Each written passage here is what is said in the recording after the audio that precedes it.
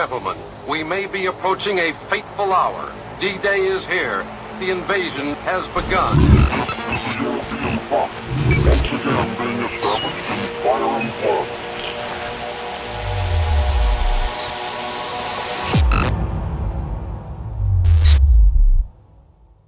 First, some context. Science fiction portrays three visions of the future of humanity. First, there's the dystopian future where all of mankind is enslaved as the human spirit is crushed under the weight of a totalitarian regime that reduces human beings to mere cogs in a massive technocratic wasteland. Second, there's the equally dystopian future where humanity is also enslaved, but authorities use mass media in tandem with powerful pharmaceuticals to dope the masses into seeing their condition as one of freedom, pleasure, and bliss. Then there's the third vision of the future, perhaps the most terrifying, where the human race no longer exists because technology has finally made the human body and even the human mind obsolete. Instead of men and women, the world is populated with robots, androids, and disembodied cyberhumans. Our current reality in the modern world is the realization of not one or two of these dystopian futures, but all three. We're told that current year might not be perfect, but it's far better than any other time in human history. This is because humanity is constantly progressing. Constant economic growth, constant technological advancement, constant moral progress as humanity discovers new human rights and new freedoms to be championed in the latest social justice campaigns. Humans are better off now than they were at any time in history, or so we're told. But what is the reality? Think about the modern person's life. From the moment he's born to the moment he dies, modern man finds himself institutionalized. He's born in an institution run by the state, the hospital. The instant he comes into the world, he's grabbed by the medical professionals and weighed and measured and injected. After a day or two, he might get to leave that institution, but guess what? His mother's a strong, independent woman who has to work at a soulless job to make ends meet. Statistically, it's most likely that she's a single mother and doesn't have a husband or committed family to help with the new baby. So the baby has to go to daycare, another institution, for most of the day, surrounded by more professionals. At age 4, he's transferred to yet another institution, grade school, where more professionals make sure he's properly educated. 8 hours a day, 40 hours a week, he's fed the state-mandated curriculum, ensuring that he becomes an obedient citizen, an obedient consumer. He gets older and goes to college, another institution, meant to train him to be a productive citizen who thinks the right thoughts, believes the right beliefs. After graduation, he can look forward to desperately searching for a job to pay back tens of thousands of dollars in student debt. If he can't find a job in his field of study, he can always find menial labor for minimum wage. If he's lucky, he might hit the jackpot, working as a wage slave plugged into the corporate rat race. Every day he drags himself out of bed, sits behind the computer for 40 hours a week, comes home exhausted, too tired and emotionally burnt out to do anything other than order takeout and watch Netflix. Maybe he gets married, maybe he has 1 or 2 kids, but really, what's the point? They're all locked into their own institutional existence for most waking hours of their atomized lives. So he works like this. He works like this for 40 years, only to retire. Most likely he's divorced by then, his kids have long ago moved on. He has to spend the end of his life alone, maybe in a nursing home, the final institution. So from birth until death, virtually every moment of his life was mediated by a state or corporate institution. Or maybe he will end up living alone, and when he dies in his apartment, no one will really know. He has no family to visit him or care for him, and when he dies, it'll only become apparent a few months later when the growing stench of his rotting corpse wafts into the halls of his apartment building. And then again, a corporation has to be called to dispose of the putrid remains.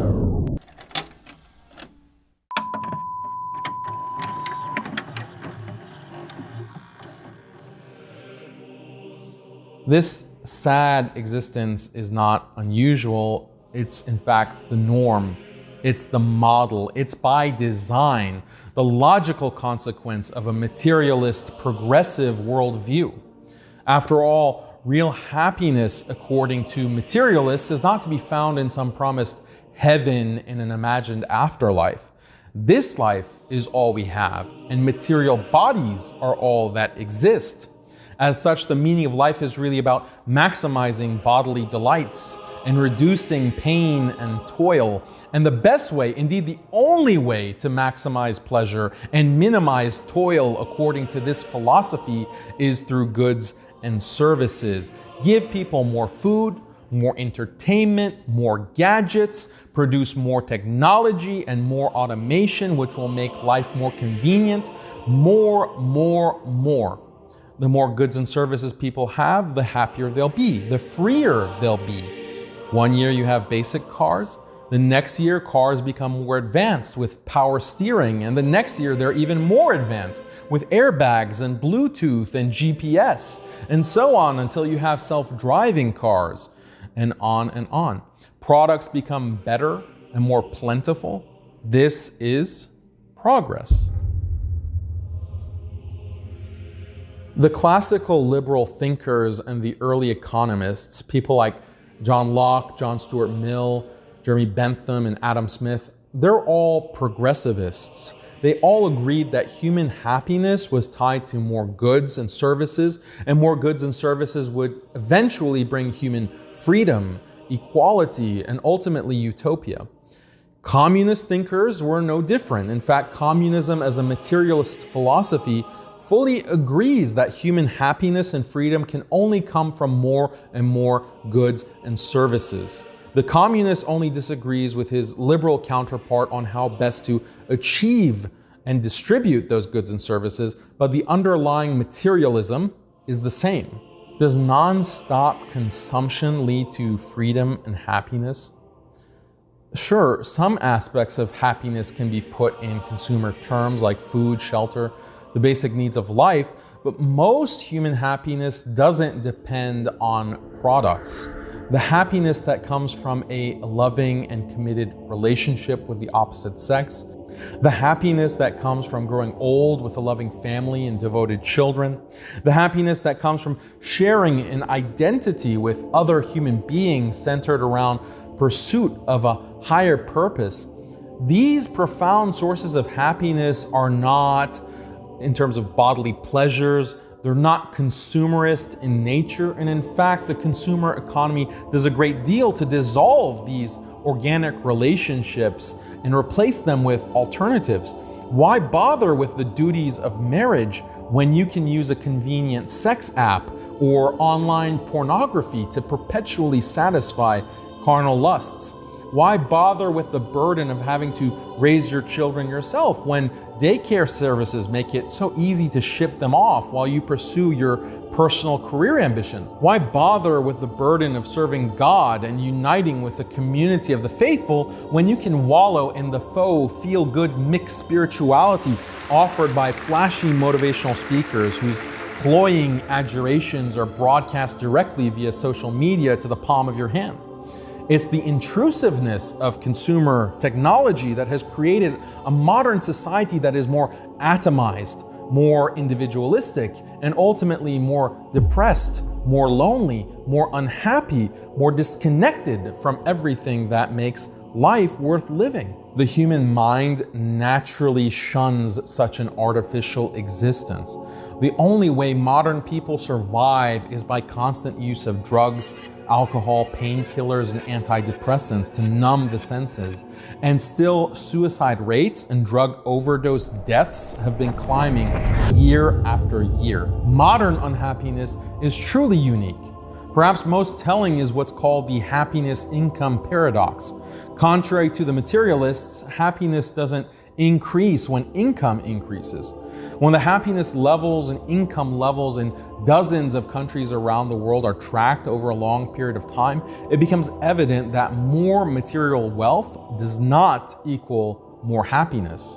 But other studies paint a darker picture. Once basic needs are met, A person's happiness is strongly correlated with perceived social rank and relative status. In other words, how rich are you compared to other people? Research shows that relative wealth and comparative status play a dominant role in people's happiness levels. This is why a millionaire, despite all his wealth, can still be very unhappy if his social circle is filled with billionaires. And why a billionaire can feel very unhappy if his social circle is filled with mega billionaires. The paradox here is that a person can endlessly increase his wealth. But if those around him are increasing their wealth at a faster rate, then he'll eventually become less happy over time. This phenomenon is referred to as the relative income hypothesis.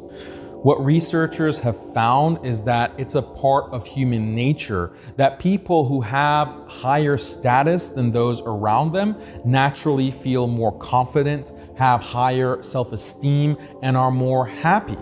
This is even seen in the animal kingdom. By contrast, those with lower social status have higher levels of depression, stress, paranoia, and mental illness. This has huge implications for how we understand the connection between happiness and the economy. If people's happiness is so closely tied to relative status, then a constantly growing modern economy is much more a source of despair than it is of happiness. Just consider the reality of the ever-burgeoning wealth gap, where 1% of the world's people own 50% of the world's wealth. The gap between the rich and the poor is absolutely unprecedented in modern times. And due to the relative income hypothesis, this also means that the levels of unhappiness and depression are also unprecedented.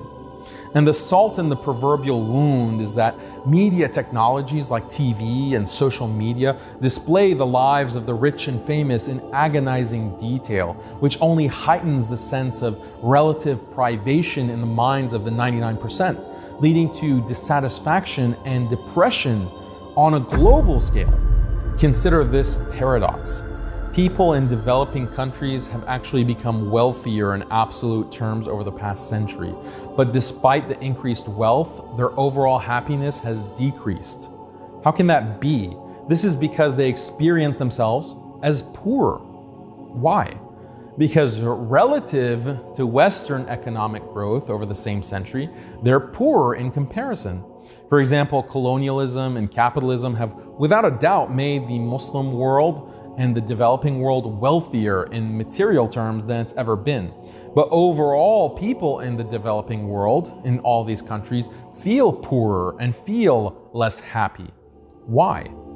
Because in the past, their wealth was relatively equal to Europe or even higher. But even though they have more absolute wealth now than they did in the past, their relative position compared to the West has dropped.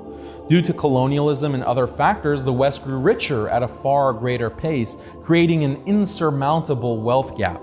This global inequality generates a lot of unhappiness, paranoia, and depression for poor nations. And by the same token, it generates a lot of happiness and satisfaction for richer nations who feel good about being above others.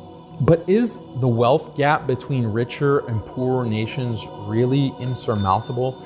Can't developing nations eventually catch up to the West and enjoy equal wealth and status? Doesn't a capitalist global economy provide a fair playing field for all? The answer is a resounding no.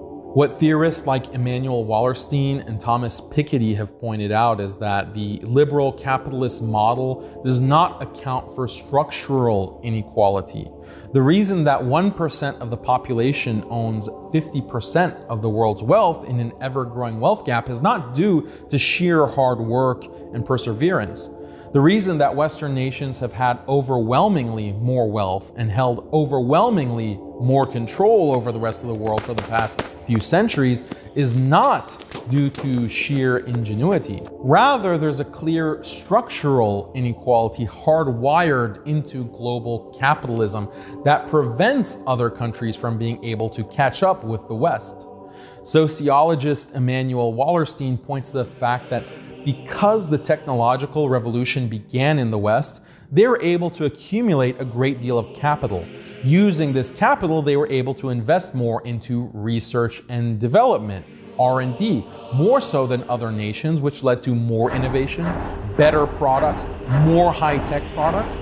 Other nations couldn't compete with this, and so they were locked into a low-tech economy relative to the West, where they're producing low-margin, low-tech goods and raw materials. Meanwhile, the Western nations create better, higher-tech goods and sell those at higher margins, which brings more profit, which they can invest in more R&D, more innovation, and the vicious cycle continues. This is a structural inequality that prevents other countries from catching up. The modern wonder of progress and constant economic growth is actually a modern nightmare that keeps the majority of the world's population in a perpetual state of inferiority. Isn't mankind supposed to live free? Maybe freedom is exactly the problem here. The whole purpose of endless technology and endless consumption is to give us more and more freedom. The life of inconvenience and perpetual toil of our ancestors is no more. Now we can live comfortably with all our needs, food, shelter, sex, entertainment, literally available to us at the touch of a button. And if a button is too taxing, just give voice commands. But even this is not good enough. Even this is not as convenient as possible. What if chips could be implanted in the brain so that we can order the pizza with our thoughts?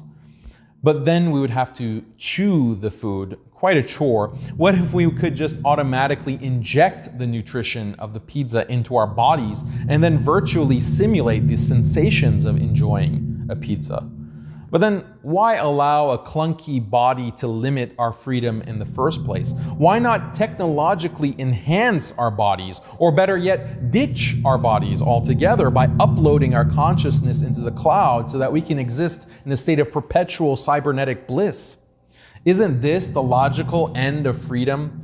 Freedom realized to its fullest potential? But of course, this freedom would also mean no more human body. And no more human body means no more soft touch of another's warm embrace, no more watching the sunset, no more smelling the rain, no more reveling in the joyous laughter of your children, no more human life as we know it, the extinction of the human race.